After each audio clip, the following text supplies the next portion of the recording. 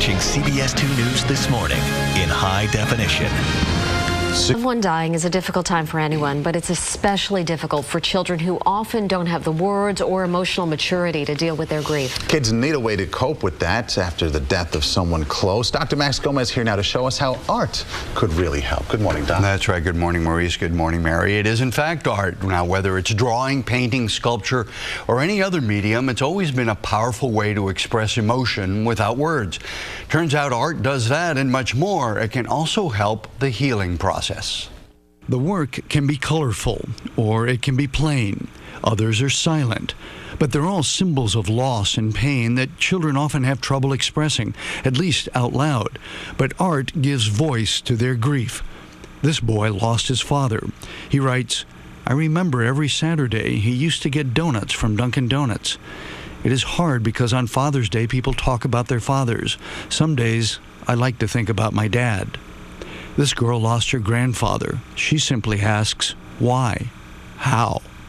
They're all pieces from the art therapy program at Riverview Medical Center in Red Bank, New Jersey. It allows them to take the pain and to take the sadness, to take the questions, to take the frustration and put it outside of themselves. And that's very healing in itself, to just get it out of you, put it on something objective in front of you, and to be able to look at it. I sat in on an art therapy session with Dylan, Amanda, and Brianna Betts. They lost their beloved grandfather after a long battle with prostate cancer.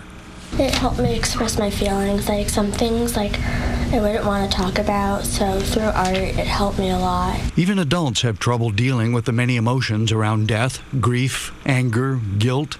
Children have the added burden of not having the right words and being part of a group that has rarely experienced loss. Like in school you can talk about certain things with your friends. There were certain things that I didn't want to talk to anybody about, and I just took it out in the paintings and the drawings and the clay models. And interestingly, the children's art therapy has even helped their mother deal with her loss. It made me realize that I know how sad I am and how much I'm hurting and how equally they are grieving and dealing with what's going on.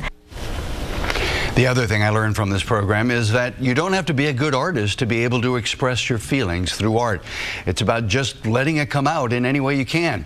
It puts a focus on doing something other than the pain, if only for a little bit, and that can be very healing. And it's been said that art can be therapeutic at any time in life, right? Grief notwithstanding.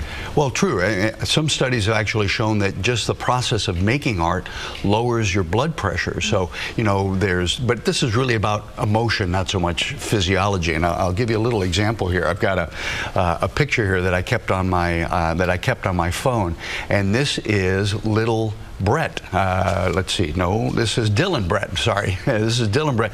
He had trouble talking to me at all about his pop-up, but he had a pop-up, as you saw, had a great big mustache. So I painted a mustache on his face, and that's when I got a big smile out of him. Wonderful. So you know, it works. It sure does. Yeah.